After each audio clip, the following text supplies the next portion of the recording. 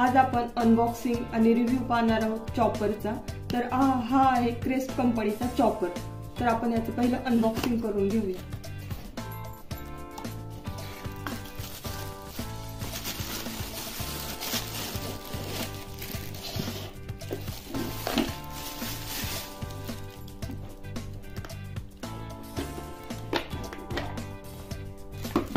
हे चॉपरला plastic container आहे। हे ब्लेड्स आहेत 3। ब्लेडचे एजेस पण शार्प आहेत आणि हे आहे त्याचा वरचा पोर्शन, ज्याने आपण दोरी फिरवल्यानंतर आतमध्ये ब्लेडला एक मोशन मिळणार आहे सर्क्युलर। त्यानंतर हे प्लास्टिकचं आपण आता याचे स्पेसिफिकेशन पाहूया।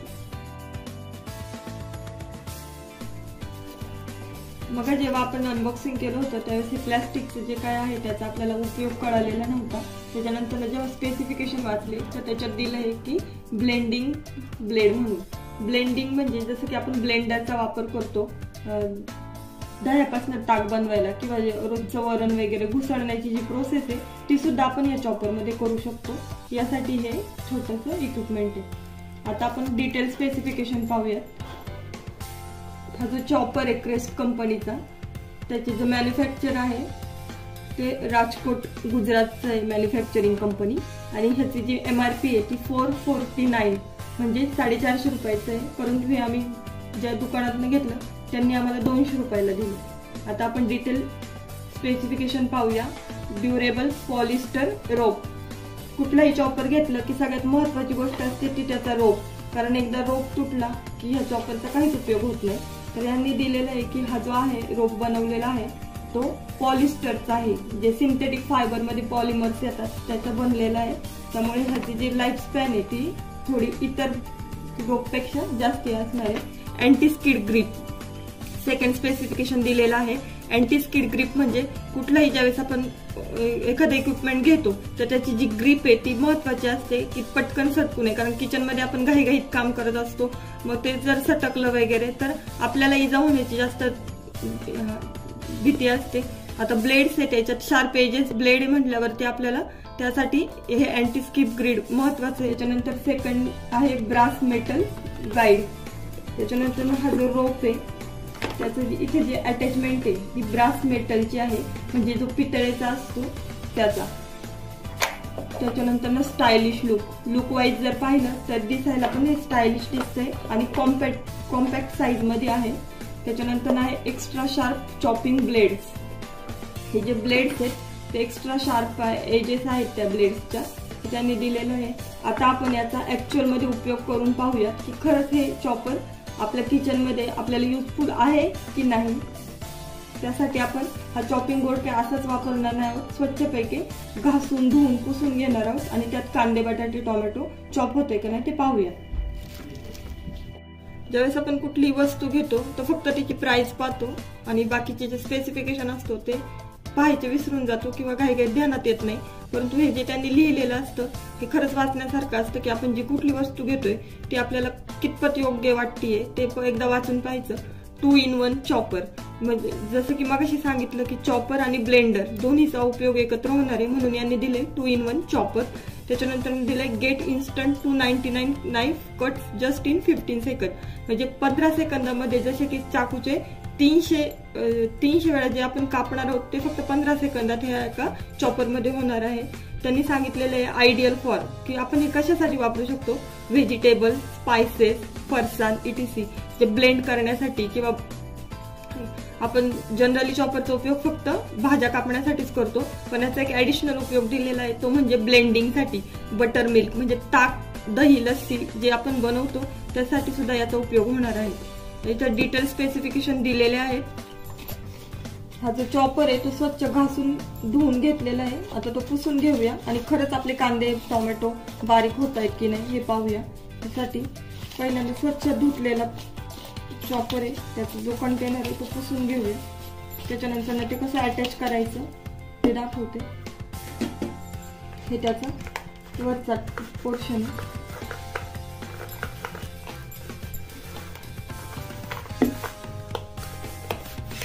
कुठलीही वस्तू वापरायच्या आधी आणि वापरल्यानंतर धुवून पुसून ठेवली तर तेवढंच आपल्याला पण परत वापरायच्या वेळेस सोयीचं ठरतं. आणि हे ब्लेड्स आहेत, हे जेवढे पटकन पुसता येईल तेवढे पाहिजे, कारण पाण्यात धार कमी होण्याची शक्यता जास्त असते. कैची, सुरी जसं आपण पाण्यापासून लांब ठेवतो तसं हे ब्लेड्स पण पाण्यापासून थोडे लांबच ठेवायचे. आता हे अटॅच करून दाखवते. हा लोअर पोर्शन आहे आणि हा अप्पर पोर्शन आहे. हा जो अप्पर पोर्शन आहे हा टॉपला अटॅच करून घेऊया. जसं की ते रेक्टँग्युलर कॅव्हिटी आहे तर हे याला अटॅच करून घेऊया. आणि आता हे ह्याच्यामध्ये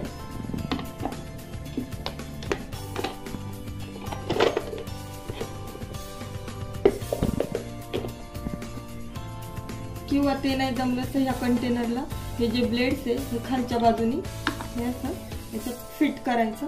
आणि आपल्याला जे कांदा टोमॅटो कट करायचे ते चॉप करायचे ते आधी बारीक थोड्या छोट्या आकारामध्ये कट करायचे आणि मग टाकायचे. कांद्याचे 4 भाग करूया आणि मग चॉपरमध्ये टाकूया.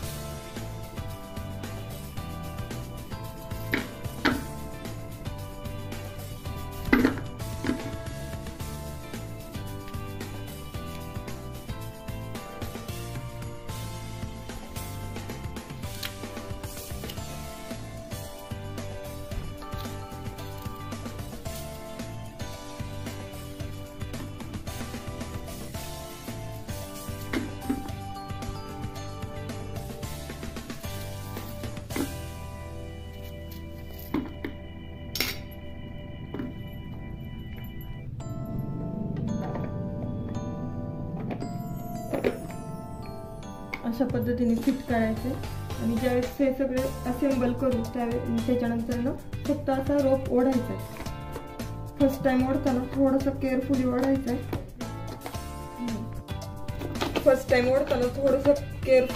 आहे. कारण जड जाते, खूप कांदे अख्खले असतात. त्याच्यानंतर ना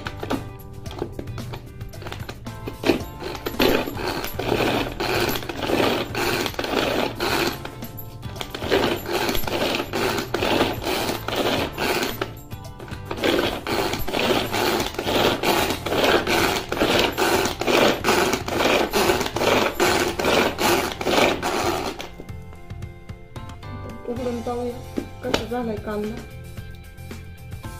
होतोय.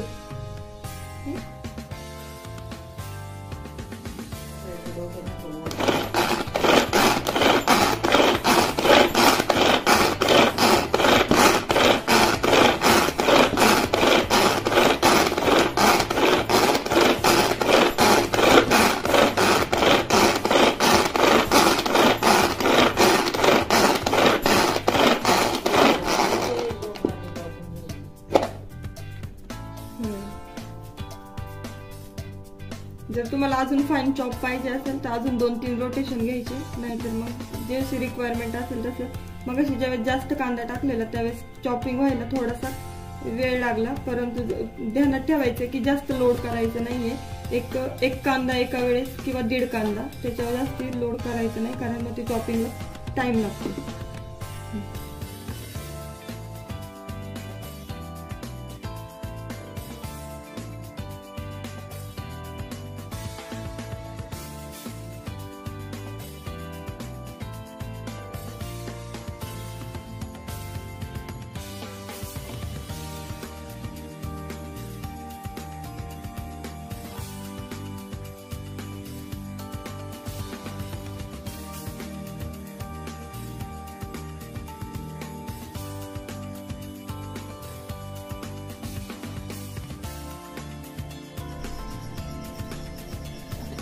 टोमॅटोचं कटिंग बघूया कसं होतं.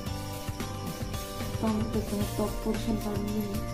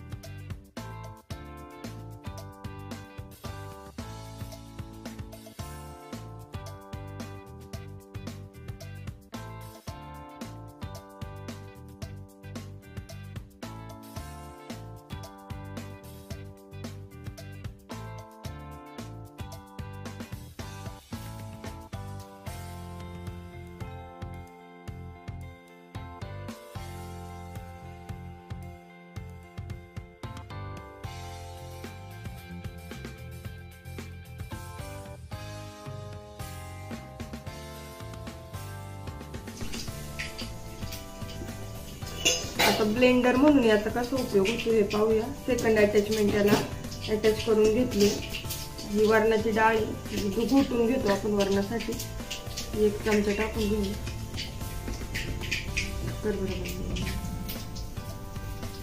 आणि थोडंसं पाणी टाकायचं.